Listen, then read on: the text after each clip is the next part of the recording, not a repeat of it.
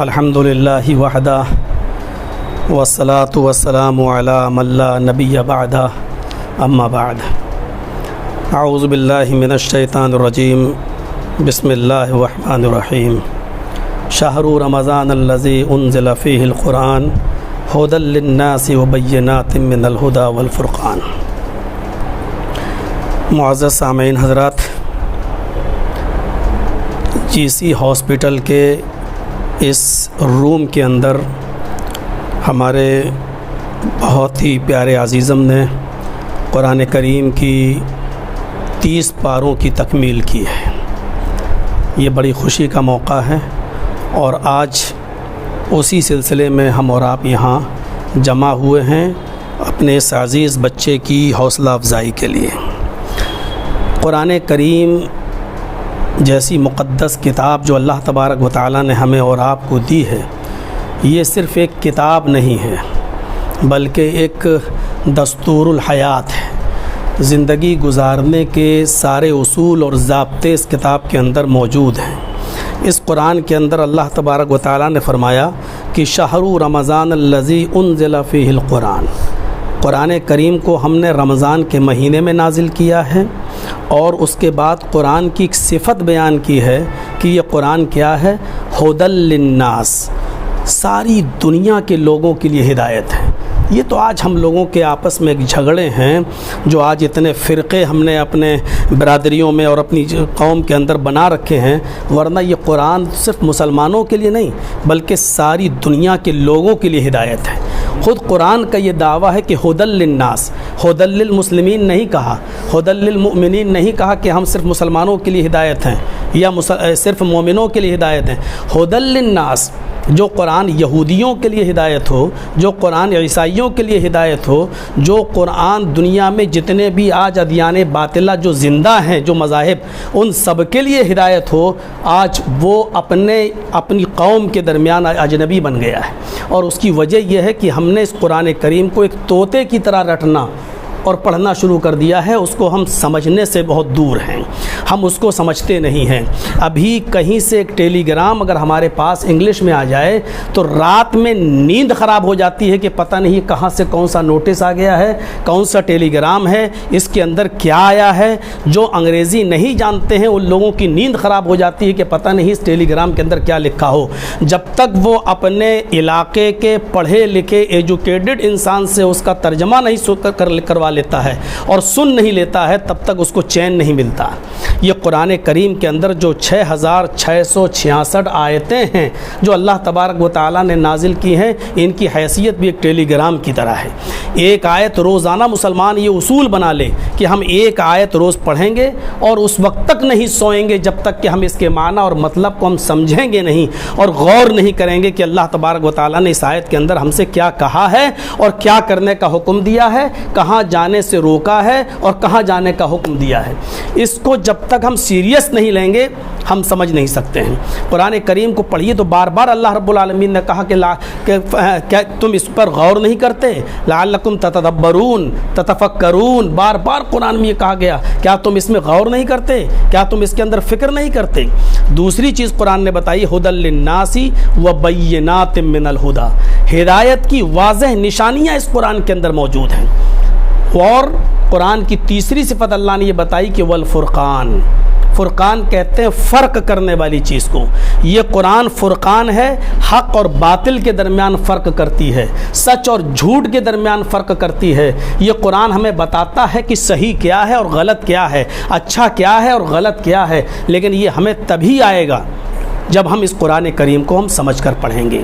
قرآن کریم آج ہم نے یہاں مکمل کیا ہے، اب اس کے بعد ہماری ذمہ داری ختم نہیں ہو جاتی ہے۔ جہاں اللہ تعالیٰ نے قرآن کریم کے تعلق سے یہ کہا کہ پڑھو، لفظ قرآن ہی اس بات کی دلیل ہے۔ قرأ یقرأ عربی زبان میں آتا ہے قرآن و قراءتن، جس کے معنی ہوتے ہیں پڑھنا، اور اسی سے مشتق ہے قرآن۔ قرآن کا معنی ہی ہے کہ دنیا میں سب سے زیادہ پڑھی جانے والی کتاب۔ قرأ یقرأ سے معنی ہے پڑھنا، اور اسی سے بنا ہے قرآن۔ قرآن کا معنی ہی ہے کہ دنیا میں سب سے زیادہ پڑھی جانے والی کتاب. اور آپ دیکھ لیجئے کہ جتنی بھی دنیا میں جتنے بھی مذاہب ہیں ادیان باطلہ اور وہ زندہ ہیں، یہودی اور عیسائی اور ہمارے اہل ہنود، ان تمام لوگوں کے پاس بھی ٹیکسٹ بک ہے. کوئی تورات، کسی کے پاس انجیل، کسی کے پاس وید ہیں، لیکن آج ان چیزوں کا وجود تک نہیں ہے. بہت سے ہندو بھائیوں کے گھروں میں جائیں آپ تو آپ پوچھیں گے ان کے پاس وید ہیں ہی نہیں گھروں میں، پڑھیں گے کیا وہ؟ آج دنیا میں نہ تورات اتنی پڑھی جا رہی ہے، نہ زبور اتنی پڑھی جا رہی ہے، نہ انجیل اتنی پڑھی جا رہی ہے. انسائکلوپیڈیا آف برٹانیکا کا کرسچن رائٹر اپنی کتاب میں لکھتا ہے کہ سب سے زیادہ اگر دنیا میں کوئی کتاب پڑھی جاتی ہے تو وہ ہے قرآن. قرآن کریم سب سے زیادہ پڑھی جانے والی کتاب ہے. کاش اس کو پڑھنے کے ساتھ ساتھ مسلمان اس کو سمجھتا بھی. دیکھیے ایک چیز میں آپ کو بتاؤں، شاید میں نے اس سے پہلے کبھی نہ بتائی ہو اور آپ نے کبھی ہمارے اس چینل پہ سنی بھی نہ ہو. اللہ تعالیٰ نے 21ویں پارے کی شروعات کی ہے اتلو سے. اتلو ما اوحی الیک من الکتاب واقم الصلاۃ ان الصلاۃ تنہی عن الفحشاء والمنکر ولذکر اللہ اکبر. یہاں اللہ نے قرآن پڑھنے کے لیے نہیں کہا ہے، یہاں اللہ نے قرآن کی تلاوت کرنے کے لیے کہا ہے. اتلو ما اوحی الیک من الکتاب، پڑھو، تلاوت کرو اس کتاب کی. اب اصل میں ایک چیز کو اور سمجھانا، بہت لمبا درس نہیں دینا ہے. عربی زبان میں تلا یتلو کے معنی بھی ہوتے ہیں پیچھے پیچھے چلنا. ہم اس کا جب لغوی معنی کرتے ہیں، ڈکشنری معنی، تو تلا یتلو کے معنی ہوتے ہیں پیچھے پیچھے چلنا، اور اسی سے بنا ہے تلاوت، یعنی قرآن کے پیچھے پیچھے چلنا ہے. اللہ تعالی ہمیں اور آپ کو سب کو حج کی توفیق عطا فرمائے، اور حج کی اگر توفیق نہ مل سکے تو عمرے کی سعادت ضرور ہم سب کو حاصل ہونا چاہیے، ایک بار اس جگہ کو دیکھنا چاہیے. تو میرے بھائیوں، عرب کے اندر آج بھی اونٹنی کا ایک بچہ ہے، اس کو عرب کے لوگ تلو کہتے ہیں. ہاذا تلو.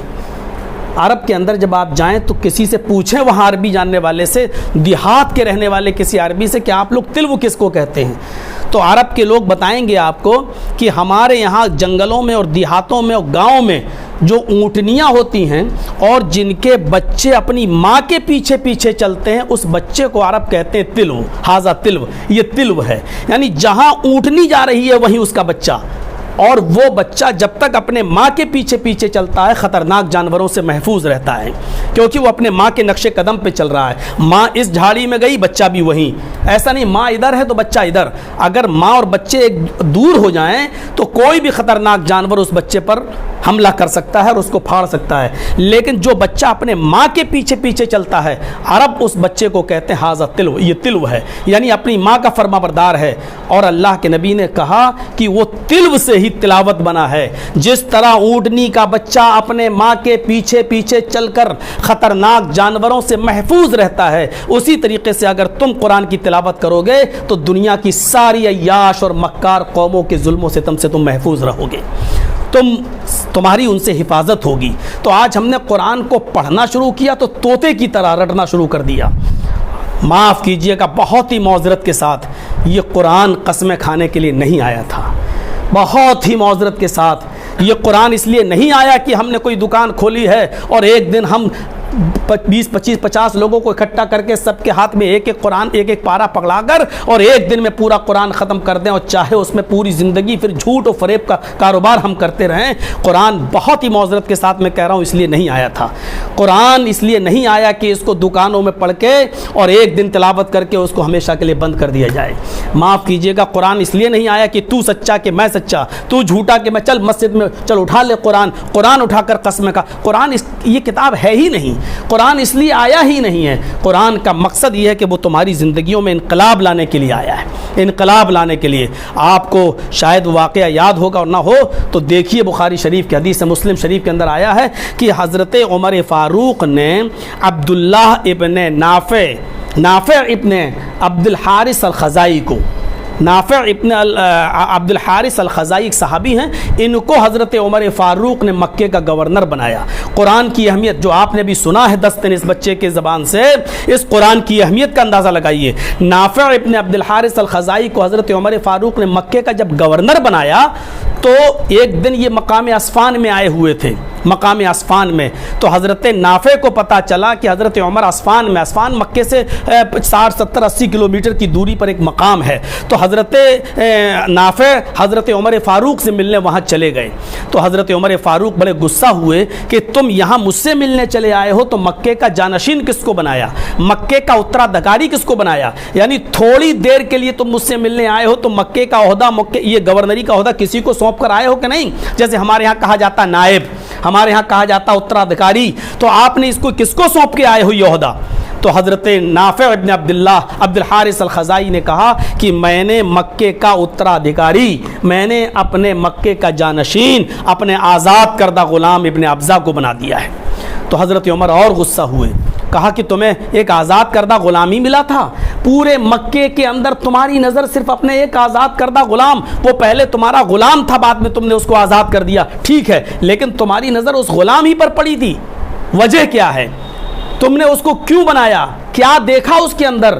تو حضرت نافع ابن عبد الحارث الخزائی نے جو جواب دیا، جس کو سن کر حضرت عمر خاموش ہو گئے، وہ جواب یہ تھا کہ امیر المومنین، میں نے ایک آزاد کردہ غلام کو میں نے مکے کا گورنر بنایا ضرور ہے، لیکن یہ آپ اس کو غلامی کی طرف مت دیکھیے، انہ قاری لکتاب اللہ وعالم بالفرائض، یہ مسلم شریف کی حدیث کے الفاظ ہیں، انہ قاری لکتاب اللہ، میں نے اس کے اندر جو صفت دیکھی وہ صفت یہ ہے کہ وہ اللہ کی کتاب قرآن کا بہت اچھا قاری ہے، انہ قاری لکتاب اللہ، میں نے اس کو اس لیے بنایا کیونکہ وہ اللہ کی کتاب کا قرآن کا بہت بڑا قاری ہے، وعالم بالفرائض، اور فرائض کا بہت بڑا عالم ہے۔ یہ فرائض، یہ نماز روزہ حج و زکوٰۃ نہیں ہیں، یہاں فرائض سے مراد جگہ زمین و وراثت کا علم، اس کو عربی زبان میں فرائض کہتے ہیں، اور اس پر باقاعدہ مدرسوں میں سراجی نام سے کتاب پڑھائی جاتی ہے۔ ایک باپ کے مرنے کے بعد 4 بیٹے ہیں تو ان کا کتنا حق ہے، بیٹیوں کا کتنا حق ہے، بیوی کا کتنا حق ہے، ماں کا کتنا حق ہے، دادی کا حق ہے یا نہیں، نانی کا حق ہے یا نہیں، ایک شخص کی 2 بیوی ہیں تو 2 بیوی، ان دونوں میں پھر بٹوارہ کس طرح ہوگا، ان دونوں بیوی سے 1 سے 4 بچے ہیں، 1 سے 3 بچے ہیں، ان کا بٹوارہ کیسے ہوگا، بہنوں کا حق کیسے ہوگا؟ سب سے زیادہ مشکل اور سب سے زیادہ ہارڈ سبجیکٹ اگر عربی زبان میں کوئی ہے تو یہی علم الفرائض ہے۔ اس کا جو ہے بہت سخت، بہت اچھے اور بہت ماہر علماء کو یہ مسئلے کو حل کرنا چاہیے، ہر کوئی آدمی چلتا پھرتا مولوی اس مسئلے کو نہیں بتانا چاہیے۔ اسی لیے میرے پیارے ساتھیو، اللہ کے نبی نے فرمایا کہ آدمی چاہے کتنی نمازیں پڑھ لے، چاہے کتنے روزے رکھ لے، چاہے کتنے حج کر لے، چاہے کتنی تراویحوں کا اہتمام کر لے، لیکن اگر اس نے اپنے بیٹے کا حق تو ادا کیا لیکن بیٹی کا حق ادا نہیں کیا، اپنے بیٹوں کو تو زمین و جائیداد دے دی لیکن بیٹی کو محروم کر دیا کہ جس کی شادی ہو گئی ہے یہ تو دوسرے گھر چلی جائے گی، اس کو کیا ضرورت ہے، قیامت کے دن اس پر گرفت ہوگی۔ اللہ رب العالمین نماز اور روزے کے اندر تو رعایت کر سکتا ہے کیونکہ یہ اس کا حق ہے، لیکن بندے کا حق اگر مارو گے تو جب تک بندہ معاف نہیں کرے گا اللہ بھی معاف نہیں کر سکتا ہے۔ اس کو سوچنا چاہیے، یہ نمازیں اور روزے کہیں ہمارے منہ پہ نہ مار دیے جائیں، تو یہ بہت بڑا فرض ہے۔ تو حضرت نافع ابن عبد الحارث الخزائی نے جو بات کہی تھی وہ یہ کہی تھی کہ انہ قاری لکتاب اللہ، یہ اللہ کی کتاب کا بہت بڑا قاری ہے، وعالم بالفرائض، اور فرائض کا بہت بڑا عالم۔ تو حضرت عمر فاروق نے پھر خاموشی اختیار کر لی اور کہا ان نبیکم قد قال، تمہارے نبی جناب محمد رسول اللہ بھی یہی فرمایا کرتے تھے کہ ان اللہ یرفع بہذا القرآن اقواما ویضع بہ آخرین۔ بخاری شریف کی حدیث کے الفاظ کہ اللہ تعالیٰ اسی قرآن پر عمل کرنے کی وجہ سے قوموں کو عروج دیتا ہے، قوموں کو بلندی دیتا ہے، اور اسی قرآن پر عمل چھوڑ دینے کی وجہ سے قوموں کو ذلیل کر دیتا ہے، قوموں کو ذلیل۔ میرے پیارے ساتھیوں، آج مسلمانوں کی جو ذلت ہے، آج مسلمانوں کی جو مسکنت ہے، آج مسلمانوں کی ساتھ جو مبغوضیت ہے، وہ اس کی اصل وجہ یہ ہے کہ آج ہم نے قرآن سے اپنا رشتہ توڑ لیا ہے۔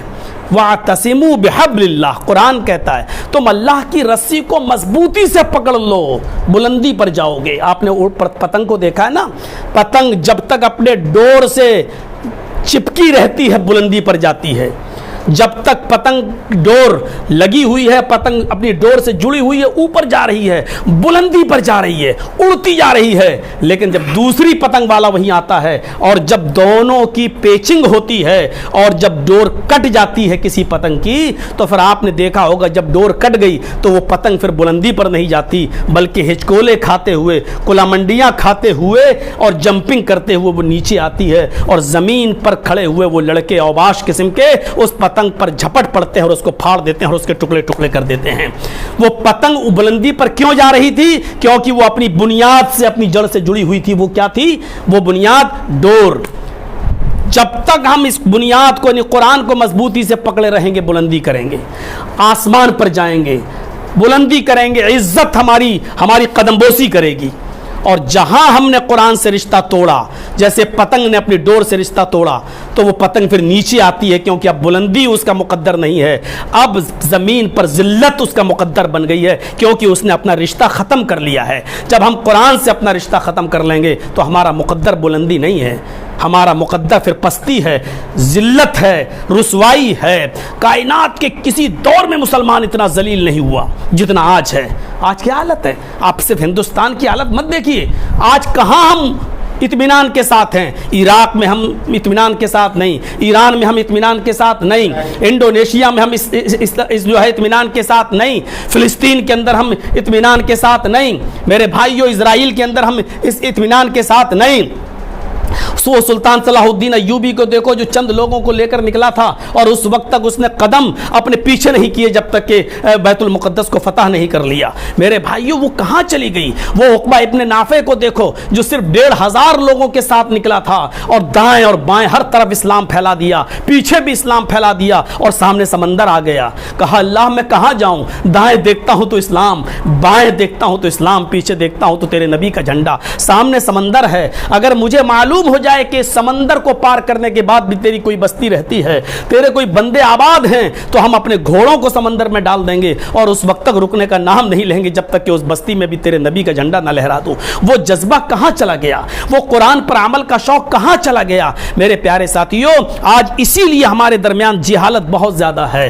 جو اسلام معاف کیجئے گا اخلاص پر مبنی تھا، آج ہر چیز میں ریا اور نمود ہو گئی ہے۔ ہم روزہ افطار کرا رہے ہیں تو فوٹو کھینچ رہے ہیں، ہم قربانی کا ایک بکرا لا رہے ہیں تو اس کا بھی ہم فوٹو کھینچ کے فیس بک پہ اور واٹس ایپ پہ ڈال رہے ہیں کہ دیکھیے ہم نے یہ لے کے آئے ہیں۔ ہم روزہ افطار کرا رہے ہیں جس کے بارے میں اللہ کے نبی نے فرمایا کہ جو روزہ کسی روزدار کو افطار کراؤ تو اس کو اتنا ہی ثواب ملے گا جتنا روزدار کا، اور اس کے روزے میں کوئی کمی بھی نہیں ہوگی۔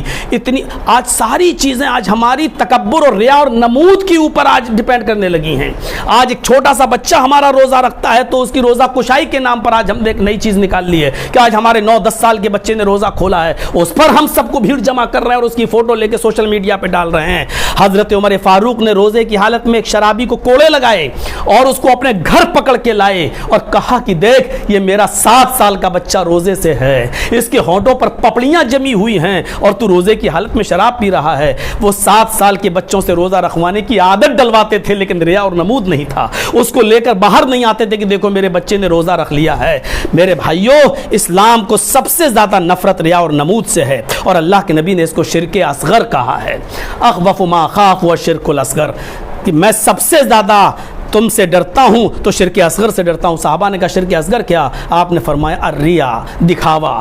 دکھاوے کی عبادتیں نہیں ہونی چاہیے، بچنا چاہیے۔ میں ایک ایسے عالم کو جانتا ہوں، نام نہیں بتانا چاہتا ہوں اس کا، کہ جو رات کے اندر کلی گیری کا کام کرتا ہے، رات کے اندر کلی گیری کا کام کرتا ہے، کلی گیری کا، اور جو بھی پیسہ کماتا ہے صبح وہی مدرسہ چلاتا ہے اور وہ پیسہ اپنے بچوں پر خرچ کر دیتا ہے۔ ایک بار میری نظر جب اس کے اوپر پڑ گئی تو اس شخص نے مجھے وعدہ لیا ہے کہ مولانا میرا نام ظاہر نہیں کرو گے، یہ نیکی میں اللہ کے لیے کر رہا ہوں، کسی دوسرے کے لیے نہیں کر رہا ہوں۔ تو ایسے ایسے لوگ اس دنیا کے اندر موجود ہیں جو رات میں کلی گیری کا کام کرتے ہیں اور جو پیسہ کماتے ہیں وہ بچوں پر خرچ کر دیتے ہیں۔ یہ مہمانان رسول ہیں۔ یہ بچے کے لیے دعا کرو، اللہ سے دعا کرو رو رو کر کہ اللہ اس کو صرف حافظ ہی بنا کر نہیں رکھ دے، اس کو عالم بھی بنائے. اور پھر میرے بھائیوں معاف کیجئے گا, دنیا کے ساتھ ہمیں چلنا ہے. آپ دین کے ساتھ ساتھ جب تک دنیا کو حاصل نہیں کریں گے تب تک آپ بالکل بیکار ہیں, اور لوگ آپ کو بہکائیں گے اور پرانی طرف لے کے چلیں گے کہ صاحب دین یہی ہے. نہیں, قرآن نے جو دعا سکھلائی اس دعا کو یاد کرو. اللہ نے پہلے آخرت کہا تو دنیا میں ربنا آتنا فی الدنیا حسنۃ وفی الآخرۃ, آخرت سے پہلے دنیا کے لیے دعا کی ہے. قرآن پڑھیے. کسی چیز کو پہلے بیان کرنے کا مطلب یہ ہے کہ وہ چیز اہمیت رکھتی ہے. یہ نہیں کہا کہ بالکل دنیا سے قطع تعلق ہو جاؤ. سب سے زیادہ برا میں اس انسان کو سمجھتا ہوں جو دنیا سے کٹ کر کسی ایک جگہ بیٹھا ہوا اور تسبیح پڑھتا اللہ اللہ اللہ کر رہا ہے اور لوگوں کے اور قوموں کے ٹکڑوں پر پل رہا ہے. اسلام سب سے زیادہ اس کے خلاف ہے. میرے بھائیوں, کہا ربنا آتنا فی الدنیا. اپنی دعاؤں میں اس دعا کو شامل کرو کہ اے ہمارے رب ہمیں دنیا میں بھی بھلائیاں عطا فرما, وفی الآخرۃ, اور آخرت کے اندر بھی ہمیں بھلائیاں عطا فرما, وقنا عذاب النار, اور ہمیں جہنم کے عذاب سے ہمیں بچا لے اور جہنم کے عذاب سے ہمیں نجات عطا فرما. میرے پیارے ساتھیوں, ایک آخری چیز مجھے آپ کے سامنے رکھنی ہے, اور وہ یہ رکھنی ہے کہ قرآن کی اہمیت کا اندازہ آپ کو اس واقعے سے ہوگا جو امام بخاری رحمۃ اللہ علیہ نے اپنی بخاری کے اندر, احد کے اندر جب 70 صحابہ شہید کر دیے گئے, 70 صحابہ غزوہ احد کے اندر شہید کر دیے گئے, تو قبریں اتنی قلیل تھیں کہ ان کو دفنانے کے لیے بہت مشکل پیش آ رہی تھی. بخاری شریف کی حدیث کے اس الفاظ پر غور کیجئے کہ اللہ کے نبی صلی اللہ علیہ وسلم ایک ایک قبر میں 2 اور 3 صحابہ کو اتار رہے تھے, ان شہداء کو قبر میں رکھ رہے تھے, ایک نہیں, ایک قبر میں 2 اور 3 کو. تو آپ کہتے جا رہے تھے کہ ان 70 صحابہ میں سب سے زیادہ قرآن کس کو یاد ہے. اشارہ کیا جاتا ہے اس کو, تو اس کو سب سے پہلے اٹھایا جاتا اور ان کو قبر میں اتارا جاتا, اس کے بعد ان کو, جو اس کے بعد قرآن جس کو یاد تھا. اس سے آپ اندازہ لگا سکتے ہیں کہ قرآن کی اہمیت کیا ہے, کہ غزوہ احد میں شہید کا مقام ویسے ہی پڑا. اللہ تعالیٰ کہتا ہے کہ اللہ کے نبی نے فرمایا کہ قیامت کے دن اللہ شہید کو دیکھے گا اور دیکھتے ہی کہے گا ارے اس سے کیا حساب کتاب لوں فرشتوں, یہ تو میرے لیے اپنی جان اپنا مال سب کچھ قربان کر کے چلا آیا, جاؤ اس کو ڈائریکٹ جنت کے اندر داخل کر دو. شہید کا مقام تو ویسے ہی اتنا بڑا, لیکن جب غزوہ احد میں 70 صحابہ شہید کر دیے گئے, جب ان کو دفنانے کی باری آئی تو ایک ایک قبر میں 2 اور 3 صحابہ کو جب آپ اتار رہے تھے تو آپ کہہ رہے تھے کہ اس میں قرآن سب سے زیادہ کس کو یاد ہے. اٹھایا اور ان کو پہلے اتار کے رکھا, پھر اس کو جس کو ان کے بعد قرآن یاد ہوتا ہے. یعنی یہ قرآن کی عظمت ہے. اس لیے حافظ قرآن کو کبھی معمولی اور حقیر نظروں سے مت دیکھو. یہ زمین پر جب چلتا ہے تو رب کعبہ کی قسم زمین پر نہیں فرشتوں کے پروں پہ چلتا ہے. یہ جب زمین پر چلتا ہے تو آسمان کے فرشتے دعا کرتے ہیں اور سمندر کی مچھلیاں ان کے لیے دعا کرتی ہیں. جن کا مقام اتنا بلند ہو ان کو معمولی نظر سے مت دیکھو, لیکن دین کے ساتھ ساتھ کوشش کرو کہ دنیا بھی ہمیں ملے, اور ہم مسجد کے ممبروں تک اور صرف مدرسوں تک محدود نہ رہیں, بلکہ ہم قوم کی خدمت کریں. جیسے ہمارے ڈاکٹر محسن صاحب ہیں, ایک ہاسپٹل کھولے ہوئے ہیں, یہ بھی بہت بڑا خدمت خلق کا ایک ذریعہ ہے. کسی غریب آدمی کا علاج کر دینا اور اس کو چھوڑ دینا اور اس سے کوئی پیسہ نہ لینا یا اس کے رعایت کر دینا, یہ بھی خدمت خلق کا ایک ذریعہ ہے. ہم اگر ایک ڈاکٹر ہیں اور ہم نے کسی کے اندر کوئی برائی دیکھی, دوا دینے کے ساتھ ساتھ اس کو ہم ایک بات اس کو کہہ دیں اور بتا دیں کہ بیٹا یہ کام غلط ہے, یہ بھی دین کی دعوت ہے اور تبلیغ ہے. دعوت و تبلیغ کے لیے ضروری نہیں ہے کہ ہم بہت لمبے سفر کریں, اگر آپ کے پاس وقت نہیں ہے, لیکن آپ چاہیں تو اپنے علاقے سے بھی دعوت کر سکتے ہو, اپنے گھر سے بھی دعوت دے سکتے ہو. تو قرآن میں نے بتایا اتلو ما اوحی, قرآن کے پیچھے پیچھے چلنا ہے. تلا یتلو کے معنی ہوتے پیچھے پیچھے چلنا. قرآن پڑھنے کا بھی حکم ہے, لیکن تلاوت, اور تلاوت کس کو کہتے ہیں؟ قرآن کے پیچھے پیچھے چلنے کو. میرے بھائیوں, یہی قرآن وہ کتاب ہے. اللہ کے نبی صلی اللہ علیہ وسلم نے فرمایا اقرأوا القرآن فإنه يأتي يوم القيامة شفيعا لأصحابه, قرآن کریم کی تلاوت کرو اس لیے کہ یہ قرآن اپنے پڑھنے والے کی سفارش کرے گا قیامت کے دن. کہ اللہ اس نے مجھے پڑھا تھا, اس نے مجھے یاد کیا تھا, میں نے اس کو رات میں سونے نہیں دیا, آج تو اس کی سفارش فرما. قرآن کو اللہ زبان دے گا اور قرآن اپنے پڑھنے والے کی سفارش کرے گا. میرے بھائیوں, آخری حدیث میں آپ کے سامنے پڑھ کر اپنی بات ختم کر دوں. اقرا ورتقی ورتل, کہا جائے گا جنت کے اندر حافظ قرآن سے اور اس سے جو دنیا میں قرآن کی تلاوت کرتا تھا, اقرا پڑھتا جا, ورتقی اور چڑھتا جا, ورتل یہی مین مقصد ہے, اور ٹھہر ٹھہر کے پڑھ, تجوید کے ساتھ پڑھ, رک رک کر پڑھ, ایک ساتھ نہیں, ٹھہر ٹھہر کر پڑھ، کیونکہ جتنا تو رک رک کر پڑھے گا اتنا دیر سے تو اپنی منزل پر پہنچے گا۔ فَإِنَّ مَنزِلَتَكَ عِنْدَ آخِرِ آیَةٍ تَقْرَؤُهَا، تیری آخری منزل وہ ہوگی، تیرا آخری محل وہ ہوگا، تیرا آخری کمرہ وہ ہوگا جہاں تیری آخری آیت ختم ہوگی۔ میرے بھائیو، یہ ہے قرآن کا مقام، یہ ہے قرآن کا مرتبہ۔ قرآن ایسے ہی نہیں نازل ہوا، قرآن جس مہینے میں نازل ہوا اللہ نے اس مہینے کو سید الشہور بنا دیا، تمام مہینوں کا سردار۔ قرآن مکے میں نازل ہوا تو مکہ ام الخبائث تھا، اللہ نے قرآن کی برکت سے مکے کو ام القریٰ بنا دیا، تمام بستیوں کی ماں۔ قرآن جس مہینے میں نازل ہوا اللہ نے اس مہینے کو تمام مہینوں کا سردار بنا دیا۔ قرآن اس مہینے کی جس رات میں نازل ہوا اللہ نے اس رات کو لیلۃ القدر خیر من الف شہر کہہ دیا کہ لیلۃ القدر کا جاگنا 1000 مہینے کی عبادت سے بہتر ہے۔ 1000 مہینے کو ڈیوائڈ کیجئے، ایک سال میں 12 مہینے، اور 1000 مہینے کو اگر آپ 12 سے ڈیوائڈ کریں تو 83 یا 84 سال۔ اتنا مہربان کون ہو سکتا ہے جو اللہ رب العالمین اتنا مہربان ہے، اپنے بندوں سے کہہ رہا ہے اس رات کو جاگو، اور جس نے ایک لیلۃ القدر کو جاگ لیا گویا کہ 83 اور 84 سال کی عبادت کا ثواب۔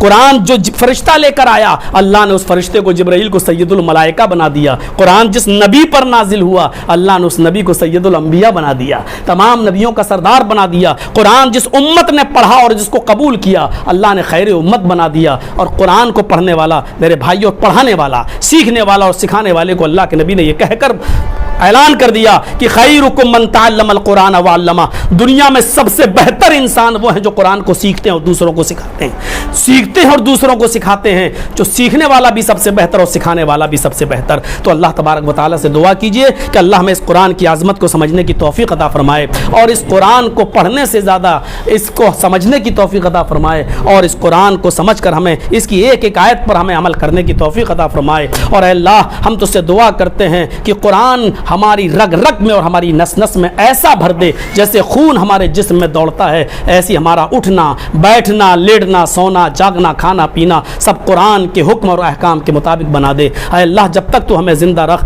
قرآن و حدیث پر اپنی زندگی گزارنے کی توفیق عطا فرما، اور جب ہمارا خاتمہ ہوتی ایمان پر ہمارا خاتمہ فرمانا۔ وما علینا الا البلاغ المبین، وآخر دعوانا ان الحمد للہ رب العالمین۔ السلام علیکم ورحمۃ اللہ وبرکاتہ۔